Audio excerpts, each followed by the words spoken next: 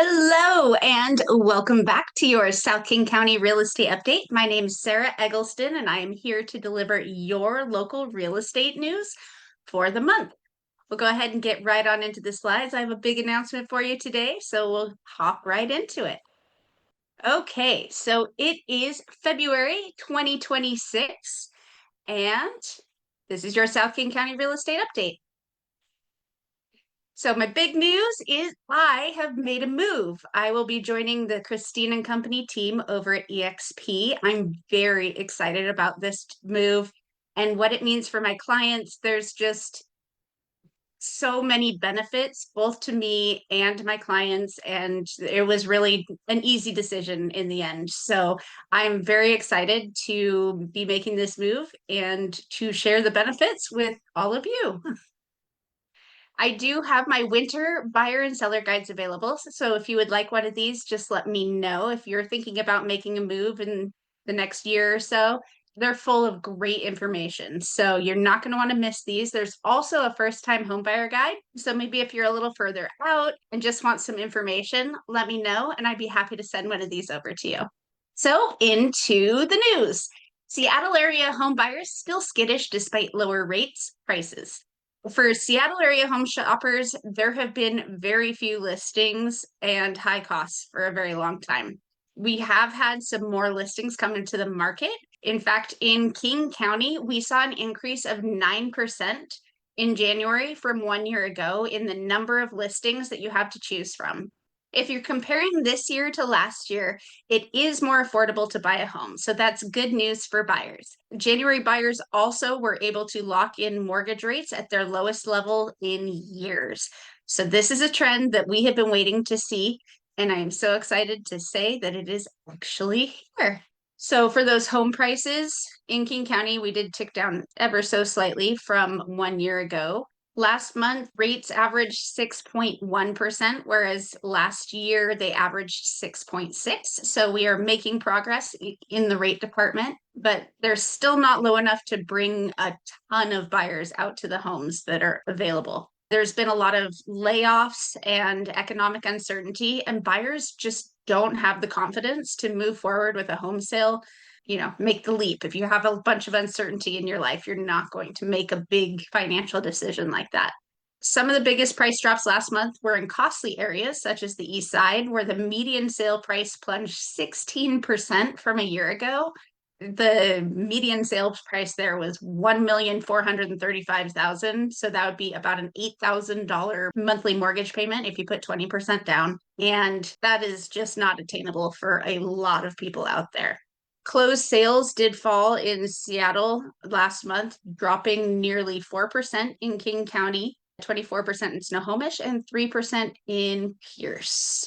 This is for the number of home and condo sales. Seattle's pretty flat to where we were last year. In the South End, Southwest, and Southeast King have seen fewer sales than 1 year ago. In the condo side of things, Seattle is slightly down, but pretty much flat in Southwest King and just ever so slightly down in Southeast King. But there's been uneven demand across different neighborhoods and home types. So the homes that are in the most desirable neighborhoods are still having a lot of luck on selling quickly, above list price, multiple offers, that sort of thing. But other areas, it's a little bit of a different story. In Finney Ridge, this guy had originally planned to sell in November, but decided to wait until January, and they ended up selling above list price, multiple offers. And January was kind of a relief for sellers who saw what happened in 2025 and were prepared to be a little more patient for their home to sell. It's likely we'll see more competition from buyers throughout the year. For prices, Seattle is about flat in single family home sales compared to 1 year ago. Southwest King flat as well. Southeast King has dipped a little bit. The condo market, Seattle down fair amount, as is Southeast King, and Southwest King is pretty flat compared to where we were 1 year ago. Mortgage rates nearly doubled between 2021 and 2022, so fewer homeowners were willing to let go of those low interest rates. A lot of people that already owned homes refinanced and got that really great low rate. that they now do not want to move away from because rates are significantly higher now than they were in 2021 and 2020. With the rates dropping down a little bit, that's starting to loosen things up a little bit for sellers to move on, unlocking some of that inventory. But other home types did struggle in January, apartment-like condos especially. Normally, these are properties that are first step properties. So, like first time home buyers, a lot of them tend to go for condos. But with the high prices, aging buildings, costs are rising, and condo owners have seen slow appreciation over the last few years. So, a lot of people are deciding to continue to rent and save up for the single family home. New condo listings were up 2% in King County last month from a year ago, while closed sales fell 14%. And the median sale price dropped 16% to 502,000. But condo buyers really do have all the negotiating power right now because sellers do not have many buyers to choose from. So if you are shopping for a condo, make sure to take advantage of your negotiating power. And that brings us to our hyperlocal breakdown for Kent, Renton, Auburn, and Federal Way. New listings, as expected, in January, we had ticked up from December. We're down about 10% in the number of new listings in Kent from 1 year ago, but up 36% in Renton and flat in both Auburn and Federal Way. Homes for sale, we are starting to see a little tick up in most areas. Auburn did come down slightly from last month, but is up 17.5% from 1 year ago. Kent up 18, almost 19%. Renton up 60% from a year ago, and Federal Way up 3%. For pending sales, that has ticked up significantly from last month. This is showing that the buyers are re-entering the market, and this is a good thing to see. Median days on market, we're still pretty high compared to where we were even a few months ago. The things are sitting on the market longer in Kent than they were 1 year ago, but less time in Renton. Auburn's up almost 5% and Federal Way's down almost 5%. For prices, with the exception of Federal Way, we have come down in home prices compared to January a year ago. Almost 15% in Kent, 12.5% in Renton, and down almost 4% in Auburn. Federal Way has gained about 9% on their median sales price. For mortgage rates, last time we met, the average US long-term mortgage rate was 6.09 and the daily was 6.19.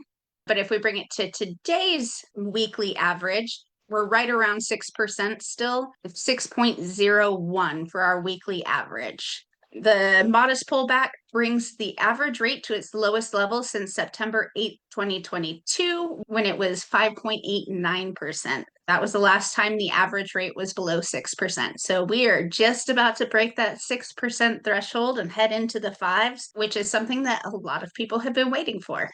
And for our daily rate, we are at 6.04. Since January of 2025, you can see how much we've come down. We've been pretty steady since the spring, ticking down to where we are at now. And that is great to see.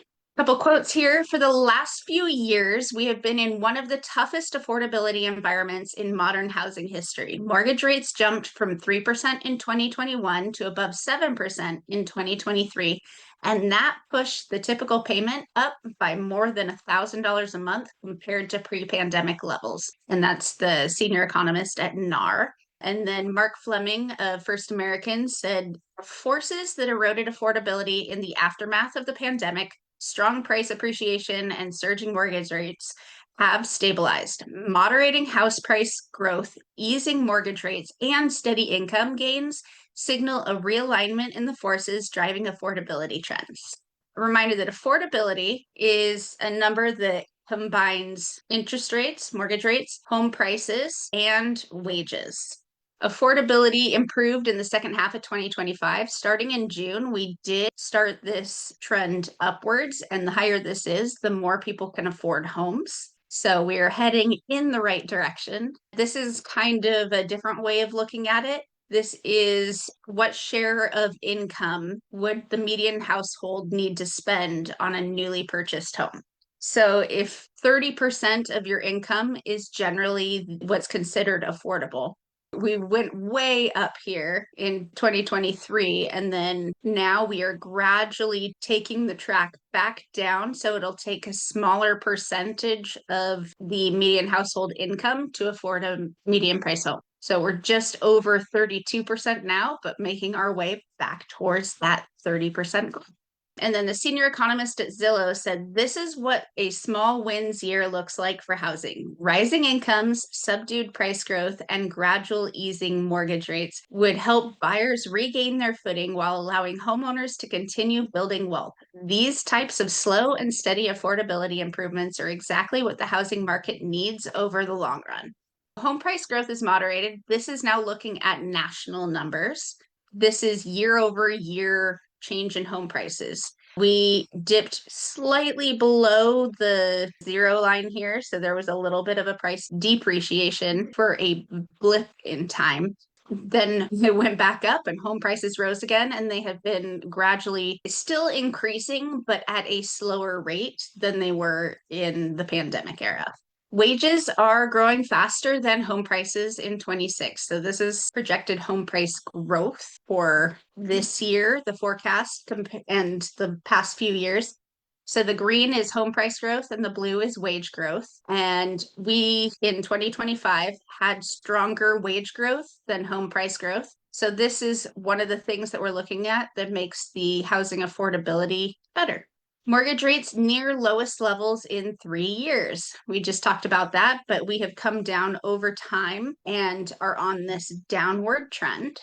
And in just 1 year, rates are down a full percentage point. If rates are down full percentage point, this is what it saved you. So if we're looking at January 2025, when it was 7.26, if we're looking at a $500,000 loan amount, the monthly payment was $3,414 per month. And if we look at this February, 6.2, that payment is going to be $352 less. And if it drops to 5.99 for that same loan amount, your payment will be just shy of $3,000 a month. And that is a $419 savings over January 2025. So the difference between 6.2 and 5.99 in this scenario is $67 a month. So just know that when mortgage rates drop into the fives, there's going to be a lot of buyers that come out, and that supply and demand thing is going to drive home prices back up. So if you're thinking, do I go for it now or do I wait until rates come down? I would definitely go for it now and lock it in at the current home price rather than waiting for the lower mortgage rate and ending up having to pay a higher price, because it may wash out or you may end up paying more depending on how much more the home costs in the future. When rates drop, buyer activity picks up. So this is going back to 2019. The blue line is the mortgage rates and green is people purchasing, the purchase index. And you can see they kind of mirror each other. So rates are headed back down, and so there will be more people purchasing. This is the senior economist at NAR. Nationally, a 1% point drop in mortgage rates can expand the pool of households who can qualify to buy by about 5.5 million households, including about 1.6 million renters who could become first-time homebuyers. That's a huge shift in who can realistically afford to buy. Not all of these 5.5 million households will buy a home, but based on our analysis, about 10% typically do. And that could translate into about 500,000 additional home sales in 2026. That's the main reason we expect home sales activity to increase next year. Affordability remains challenging, but for the first time in several years, the underlying forces are finally aligned towards gradual improvement. Mortgage rates may drift down only slowly, but income growth exceeding house price appreciation will provide a boost of house buying power. Even in the higher rate world, affordability won't snap back overnight, but like a ship finally catching a steady tailwind, it's now sailing in the right direction. And that's Mark Fleming of First American. Just one last reminder, I do have those winter buyer and seller guides available, as well as the first time home buyer guide. If you want one of these, just let me know how I can get it to you. If you have any questions, please feel free to reach out. My phone number and email address, my new email address, are on the screen there. So don't hesitate to reach out. If you have any questions about the market in your area or an area you're interested in, or anything that was in this presentation today, reach out. I'd love to have a conversation with you about your real estate goals or answer any questions you may have. Thank you so much for joining me for your South King County real estate update. I look forward to continuing to provide invaluable information for you through this show and sharing more about what the move means to my clients over to the new company and in the coming weeks. So stay tuned, and I'll be back next month with your local real estate update. So I'll see you then. Have a good one.